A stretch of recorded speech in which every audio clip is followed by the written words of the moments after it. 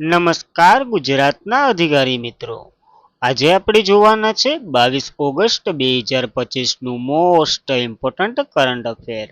તે પહેલાં ખાસ કરીને ચેનલ ઉપર નવા હોય તો ચેનલને સબસ્ક્રાઈબ કરી લેવી, વિડીયો પસંદ આવે લાઈક કરવો અને તમારા મિત્રો સુધી અવશ્યથી શેર કરી દેવો. તો ચલીએ આજના ક્લાસની આપણે શુભ શરૂઆત કરી દઈએ. તો અક્ષય ઉર્જા દિવસ 2025 ક્યારે ઉજવવામાં આવે છે? તો 20 ઓગસ્ટના રોજ આ દિવસ ઉજવવામાં આવે છે દર વર્ષે. દર વર્ષે 20 ઓગસ્ટના રોજ અક્ષય ઉર્જા દિવસ ઉજવવામાં આવે છે, જે સમગ્ર ભારતમાં ઉજવવામાં આવતો આ એક દિવસીય ભૂતપૂર્વીય વડાપ્રધાન રાજીવ ગાંધીની જન્મ જયંતિ સાથે સુસંગત છે અને લોકોને સૌર, પવન અને બાયોમાસ જેવા વૈકલ્પિક ઉર્જા સ્ત્રોત અપનાવવા વિશે મહત્વપૂર્ણ શિક્ષિત કરે છે. તો યાદ રાખો આ દિવસની શરૂઆત 2004માં નવી અને નવીનીકરણ ઉર્જા મંત્રાલય દ્વારા શરૂ કરવામાં આવ્યો હતો. તો ખાસ કરીને કંઈક ઉર્જાને સંકળાયેલો છે એટલા માટે. રાજીવ ગાંધીની વાત કરીએ, 20 ઓગસ્ટે સદભાવના દિવસ ઉજવવામાં આવે છે રાજીવ ગાંધીની જન્મ જયંતિ નિમિત્તે, અને એક બીજો દિવસ વિશ્વ મચ્છર દિવસ પણ 20 ઓગસ્ટે ઉજવવામાં આવે છે. તો ખાસ કરીને આ બંને દિવસો યાદ રાખવા. ત્યારબાદ ગુજરાતના કયા શહેરમાં પોલીસની પૂર્વ મંજૂરી વગર કોઈ પણ વ્યક્તિ ડ્રોન ઉડાડી શકશે નહીં? તો અમદાવાદે આવો નિર્ણય લીધો છે અને અમદાવાદના પોલીસના વડાએ આવો નિર્ણય બહાર પાડ્યો છે. તો અમદાવાદ શહેરના મહત્વપૂર્ણ સરકારી અને પ્રાઇવેટ સ્થળોની સુરક્ષા માટે અમદાવાદ પોલીસ દ્વારા એક મોટો નિર્ણય લેવામાં આવ્યો છે.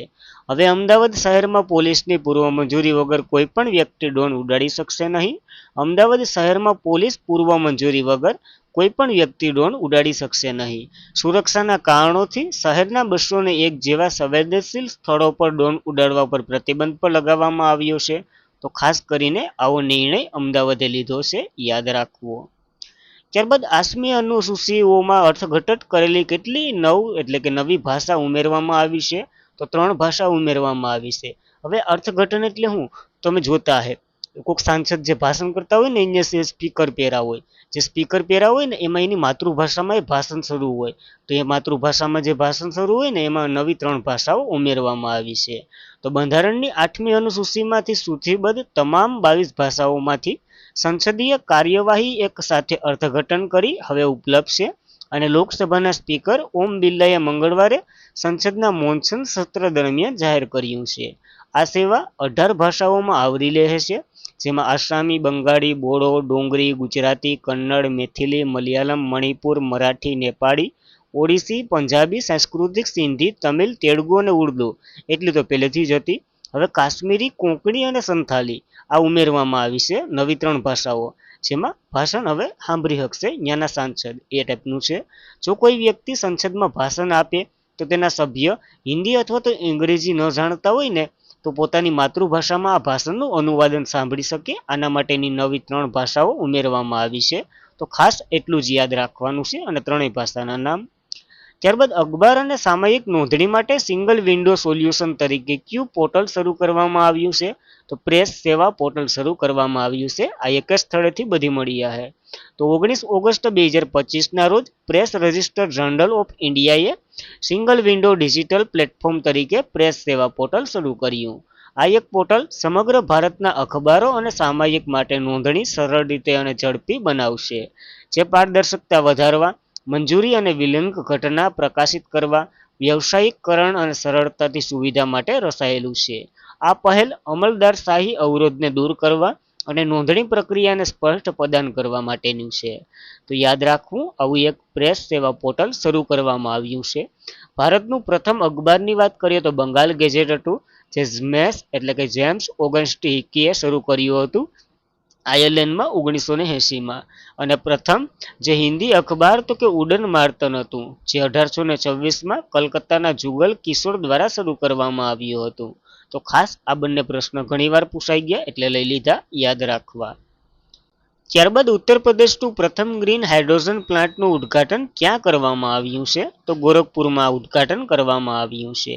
તો ઉત્તર પ્રદેશના મુખ્યમંત્રી યોગી આદિત્યનાથે ગોરખપુરમાં ખાનીમપુર ખાતે રાજ્યનું પ્રથમ અને ભારતનું બીજું ગ્રીન હાઇડ્રોજન પ્લાન્ટનું ઉદ્ઘાટન કર્યું છે. ભારતનો પ્રથમ make in India green hydrogen plant ગુજરાતના કંડલા પોર્ટ ખાતે શરૂ થયું હતું, જે તો આપણે જોયું હતું. અને આ પ્લાન્ટ ટોન્ટેર ગેસ અને ટોન્ટર પાવર દ્વારા સ્થાપિત કરવામાં આવશે, જે ગ્રીન હાઇડ્રોજનને કમ્પ્રેસ નેશનલ ગેસ અને પાઇપ નેશનલ ગેસ સાથે ભેળવશે. અને ગ્રીન હાઇડ્રોજન એટલે શું, એ તો બધીને ખબર જ છે. અશ્મિભૂત ઈંધણ વિના નવીનીકરણ ઉર્જાનો ઉપયોગ કરી અને પાણીને વિભાજિત કરીએ અને જેમાંથી હાઇડ્રોજન ઉત્પન્ન થાય, એટલે હરગાવ વિનાનો જે હાઇડ્રોજન ઉત્પન્ન થાય ને એને ગ્રીન હાઇડ્રોજન કહેવો, એમ ટૂંકમાં યાદ રાખવું. અને આ કંડલા વિશે તો માહિતી મેળવી શક્યા, તો યાદ રાખવું. બીજું, ઉત્તર પ્રદેશમાં સ્થાપિત થયું. ત્યારબાદ પોર્ટેબલ સોલાર પેનલ ધરાવતું ભારતનું પ્રથમ શહેર કયું બન્યું છે? તો વારાણસીની જે રેલવે લાઇન છે ને એ આખી બની છે. તો Varanasi railway track portable solar panel ધરાવતું ભારતનું પ્રથમ શહેર બન્યું છે. હવે આ પોર્ટેબલ સોલાર એટલે શું, તો કે જેને લઈ જઈ શકાય અથવા તો ઉખાડી શકે ને પાછી ત્યાં જોઈન્ટ થઈ જાય ને એ ટાઈપની કંઈક સોલાર પેનલ. તો નવીનીકરણ ઉર્જા આપનાર તરફ એક ક્રાંતિકારી પગલામાં ભારતે બનારસ લોકોમોટિવ વર્કર્સે સક્રિય રેલવે ટ્રેક વચ્ચે દેશની પ્રથમ દૂર કરી શકાય તેવી સોલાર પેનલ સિસ્ટમ સ્થાપિત કરી ઇતિહાસ રચ્યો છે. અને સ્વાતંત્રતા દિવસના જનરલ મેજર નરેશ પાલ સિંહ દ્વારા આ પ્રોજેક્ટનું ઉદ્ઘાટન કરવામાં આવ્યું હતું. ક્યાં, તો કે વારાણસી ખાતે. અને પાયલટ પ્રોજેક્ટ સ્લીપર ટેકની નીચે સ્પોટ બીમ પર દૂર કરી શકાય તેવા સોલાર પ્લેસ ઇન્સ્ટોલ કરવામાં આવ્યો છે. ટૂંકમાં જો તમે જોઈ શકો, જે પાટાની વચ્ચોવચ્ચ એક પેનલ લગાડીને એ ટાઈપની કંઈક પેનલ એ વારાણસીમાં ફિટ કરવામાં આવી છે.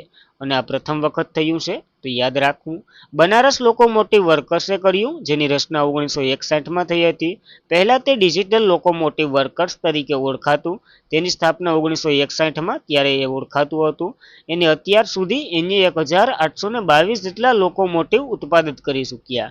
આ લોકોમોટિવ એક એન્જિન છે, જે આપણને ખબર જ છે, જેમાં ડીઝલ અને જે ઇલેક્ટ્રિક એન્જિનનો સમાવેશ થાય રેલવેના ટ્રેક માટે, તો એ પણ યાદ રાખવું. ત્યારબાદ ભારતીય સેનાએ મિલ મેડિકોન 2025નું આયોજન ક્યાં કર્યું છે? તો નવી દિલ્હીમાં શરૂ છે આ આયોજન, યાદ રાખવું. ભારતીય સેના 28 થી 29 ઓગસ્ટના રોજ માણેક સેન્ટર નવી દિલ્હી ખાતે લશ્કરી જે સેટિંગમાં શારીરિક અને માનસિક અઘાત આંતરરાષ્ટ્રીય પરિષદ એટલે કે મેલ મેડિકોન 2025નું આયોજન કરશે. મિલની વાત કરીએ તો મિલિટરી થઈ જાય, અને મેડિકલ એટલે મેડિકલ, અને કોન એટલે કોન્ફરન્સ થાય. તો આ ટાઈપનું કંઈક ફૂલ ફોર્મ છે, જે યાદ રહે તો ભરાન, ન રહે તો ભલા. સંરક્ષણ મંત્રાલય દ્વારા જાહેર કરાયેલ સુધારણ વર્ષના ભાગરૂપે આ એક યોજ્યું હતું. અને આ પરિષદનો ઉદ્દેશ્ય લશ્કરી નર્સિંગ સેવા જેના 100 વર્ષ પૂર્ણ થયા ને એની ઉજવણી કરવાનો છે. તો ખાસ કરીને શરૂ થવાનું છે.